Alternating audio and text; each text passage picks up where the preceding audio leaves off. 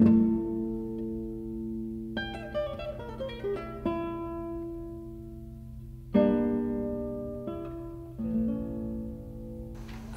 24 ans, il se fait excommunier, maudire, rejeté de la communauté par la communauté juive. Il est tombé sur un rabbin un peu étriqué, même beaucoup.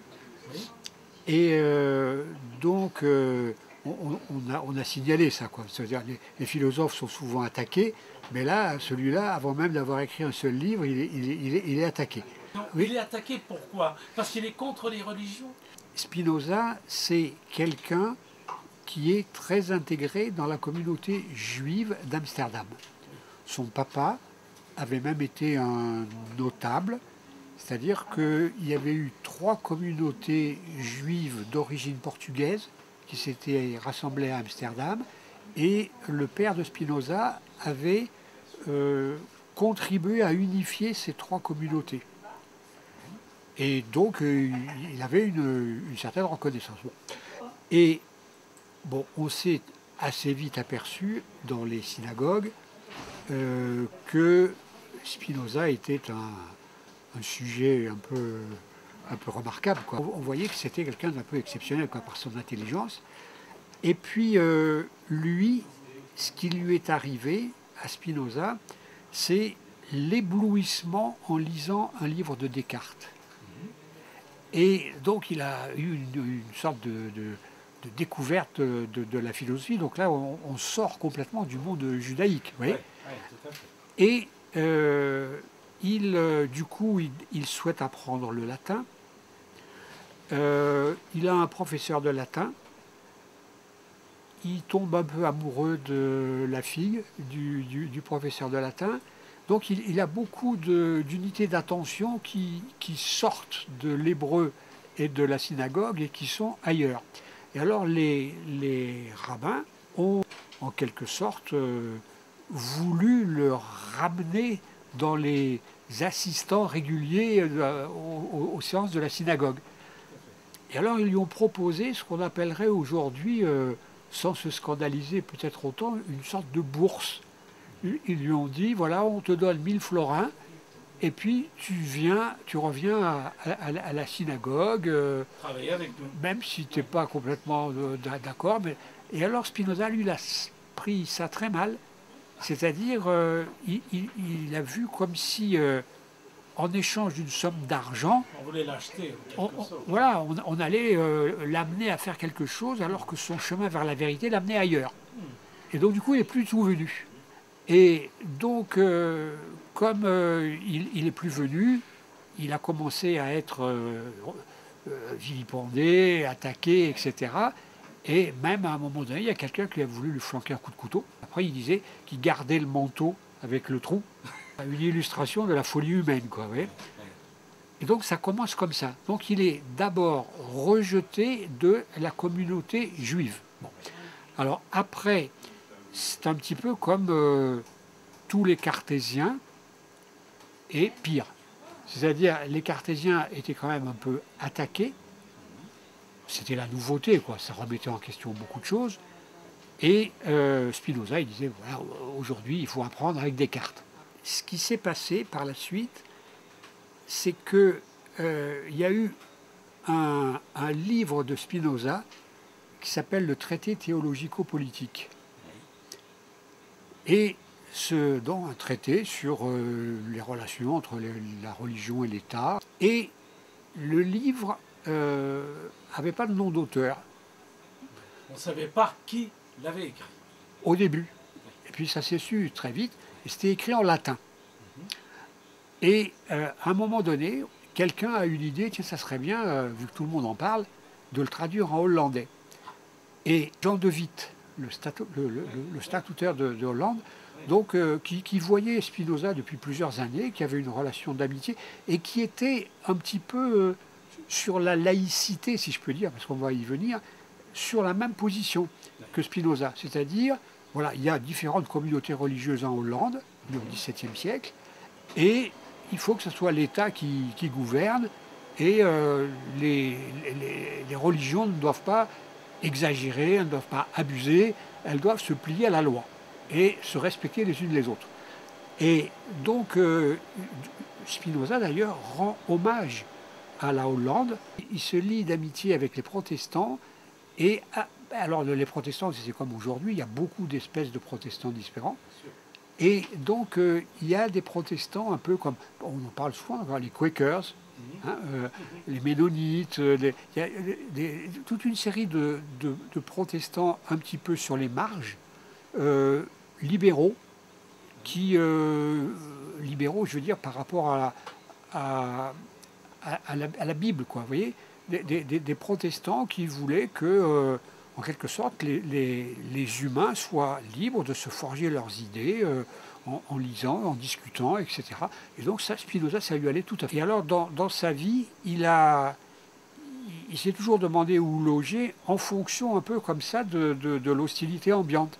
Et par exemple, sur la fin de sa vie, quand il avait justement été connu comme l'auteur du traité théologico-politique, et alors, donc il est comment dire, il a été question qu'on traduise ce texte du latin en hollandais. Spinoza n'était pas au courant, et Jean de Witt, qui était donc le chef de l'État, lui a dit non, là, le bouquin il fait un tel vacarme en latin, si on le traduit en hollandais, on va être obligé de l'interdire, c'est pas possible, donc je ne souhaite pas ça. Moi je trouve que c'est un bon bouquin, il est utile, et alors Spinoza, qui n'était pas au courant de ce projet de traduction en hollandais, est intervenu, a découvert, et on a empêché cette traduction à l'époque. Alors Jean de Witt alors il meurt de façon horrible. Est-ce que vous avez lu La Tulipe Noire d'Alexandre Dumas? Les 40 premières pages de La Tulipe Noire, et c'est la description du massacre des frères de Witt par la foule furieuse. Alors pourquoi la foule est furieuse contre les frères de Witt? À cause de nous, à cause de Louis XIV, parce que Louis XIV avait envoyé simultanément 4 armées sur 4 places fortes hollandaises. Et son objectif, c'était au fond d'annexer ce qui est aujourd'hui la Belgique à la France. Ces armées ont gagné, du coup le peuple s'est retourné contre le gouvernement, et bon, ça arrive, et donc il y a eu, lui et son frère, les deux découpés en morceaux. Et les morceaux circulant dans la ville, quoi. Vous voyez, Spinoza, comme c'était son ami en plus, il avait fait une espèce d'affiche qui avait écrit dessus en latin « Ultimi barbarorum », ce qui veut dire en latin « les plus extrêmes des barbares, les plus grands des barbares ». Et c'est intéressant de noter qu'il l'avait rédigé en latin, son affiche. Et il voulait la mettre dans la rue pour que les barbares la voient. Et le type chez qui il logeait, qui était un luthérien, donc un protestant, s'est débrouillé pour qu'il ne sorte pas, il l'a dissuadé, il a fait changer d'avis, en lui disant qu'est-ce que vous cherchez? Vous êtes de leurs amis, etc. Vous les traitez de barbares, vous cherchez la mort, quoi. Enfin, ouais, donc il a réussi à le dissuader, donc ça il ne l'a pas affiché.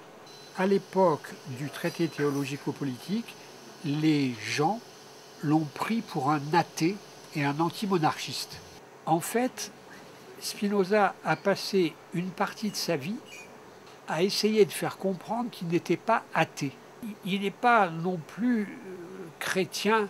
Un penseur juif très célèbre, qui est mort récemment, Emmanuel Levinas, qui disait qu'il y avait une trahison de Spinoza par rapport au judaïsme, parce que, quelque part, il met la révélation chrétienne avant la révélation juive. Donc, vous voyez, un juif orthodoxe qui pense à partir du judaïsme perçoit chez Spinoza une sorte de quasi-christianisme ou d'approche du christianisme très forte. Et on le voit aussi, ce que je vous disais tout à l'heure, il était allé habiter dans un quartier chrétien, il avait des copains chez les protestants, etc. Voilà. Donc, alors, ce n'était pas un chrétien catholique, mais chrétien protestant, on va dire protestant, une forme de protestantisme, on peut chercher ça. Spinoza, il écrit en latin la plupart de ses livres, et notamment l'éthique. Alors, l'éthique, il n'a pas voulu que ça soit publié de son vivant, parce que justement, les attaques étaient trop fortes contre lui, mais il avait fini le bouquin. Et il l'avait donné à un copain à lui, et quand il est décédé, le bouquin est paru. Et moi, j'ai l'impression que beaucoup de gens gagneraient beaucoup à travailler les 30 dernières pages de l'éthique, le 5e livre de l'éthique, parce que c'est un livre qui touche des questions très très élevées, quoi, de manière assez claire. Et enfin voilà, donc moi je mets ça assez haut. Je veux revenir à oui. votre ouvrage oui. qui vient de paraître. Ce sont des scènes de vie de Spinoza. Oui. C'est écrit sous forme de dialogue. Oui. C'est une vieille histoire. Hein, c'est une vieille histoire. Moi j'ai fait un peu de la mise en scène de théâtre. Oui, on le ressent là. Quand j'étais au lycée, prof, ouais. Donc j'avais appris sur le tas un petit peu. Puis j'avais aussi écrit une petite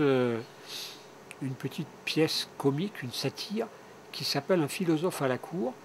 Et on avait préparé la représentation avec un élève qui jouait le philosophe. Et puis en faisant les répétitions, tout ça, je voyais qu'il n'allait pas, s'en sortir, quoi, que ça allait faire le coup. Alors finalement, j'ai pris le rôle.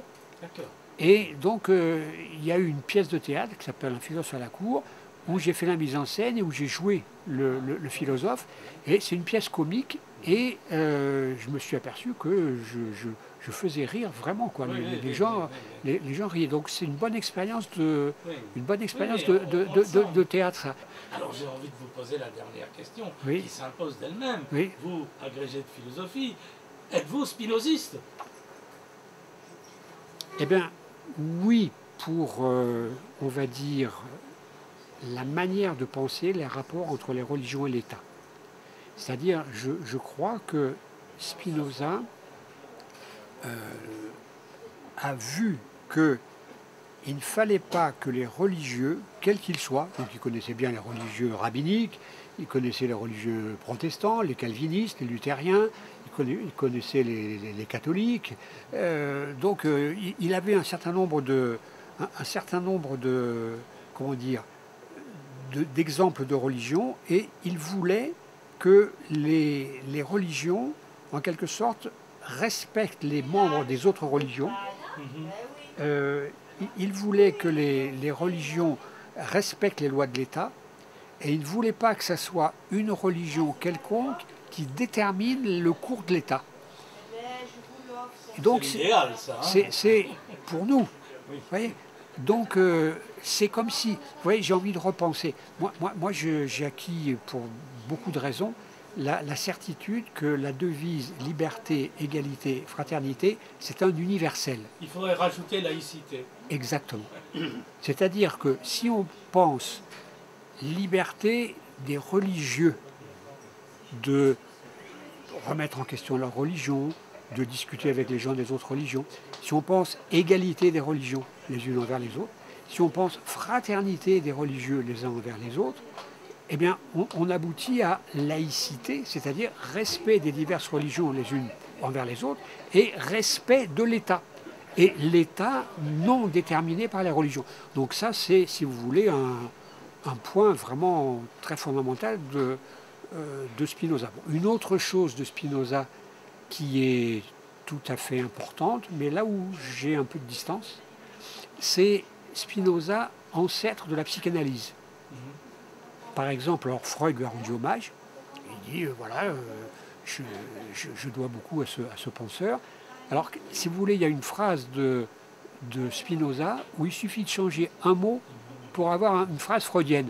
Hein, il dit, les hommes se trompent en ce qu'ils se croient libres parce qu'ils sont conscients de leurs actions et ignorants des causes qui les déterminent. Et vous mettez... Les hommes se trompent lorsqu'ils se croient libres parce qu'ils sont conscients de leurs actions et inconscients des causes qui les déterminent à agir. Et c'est une phrase psychanalytique ou une phrase des sciences humaines. Mais là, c'est ce que je dis un peu à la fin de la pièce, moi je suis plus cartésien que spinoziste sur un point très très important quand même, qui est la question du libre arbitre. C'est-à-dire, Spinoza dit le libre arbitre c'est une invention. c'est un arbitraire. Descartes, il est le contraire. Alors que Descartes, c'est un penseur du libre arbitre et il a compris ça. Et moi, je crois que le libre arbitre est quelque chose qui est très Alors, important. Quelque part, vous dites, je pense que Spinoza pourrait mettre un terme au conflit du Proche-Orient. Oui. J'aimerais savoir comment. Regardez ce qui s'est passé après les attentats en France, en janvier. Bon. Il s'est passé quelque chose qui n'a pas été compris par tout le monde d'ailleurs, j'ai vu, mais sur le moment, beaucoup de gens ont compris. C'est-à-dire que des gens qui étaient athées, des gens qui étaient catholiques, des gens qui étaient protestants, des gens qui étaient musulmans, des gens qui étaient juifs, se sont retrouvés à manifester ensemble, à parler ensemble, et il y a eu une espèce de fraternité vécue, en quelque sorte très forte. Et moi je me suis dit, au fond, cette fraternité vécue, pourquoi elle ne pourrait pas s'étendre vers le Moyen-Orient? Alors naturellement, vous avez raison. Il y a du boulot, hein, il y a Voilà. du boulot à faire. Alors regardez, c'est là où il faut réfléchir, c'est peut-être difficile. Il y a peut-être, hein, je risque là, je ne sais pas trop, une question de maturité spirituelle des peuples. C'est-à-dire que quand les peuples ont une certaine maturité spirituelle, ils comprennent ce que c'est que la liberté, tous les peuples ne le comprennent pas. Ils comprennent ce que c'est que des élections, ils comprennent ce que c'est que rendre compte devant les électeurs, ils comprennent ce que c'est que respecter l'adversaire, etc. Donc, et ils comprennent la laïcité. Alors, il n'y en a pas beaucoup des pays laïques, hein, il n'y en a pas beaucoup. Mais peut-être que, si vous voulez, dans la mesure où liberté, égalité, fraternité, pour moi, c'est vraiment certain. Ah, si on l'applique C'est à un, la lettre, c'est un universel. oui. Et comme vous avez dit tout à l'heure, si on ajoute la laïcité, on a une forme qui peut résoudre les conflits religieux là où ils existent. Eh bien, on a encore le droit de rêver. Ah, oui, et puis on a du temps pour y arriver.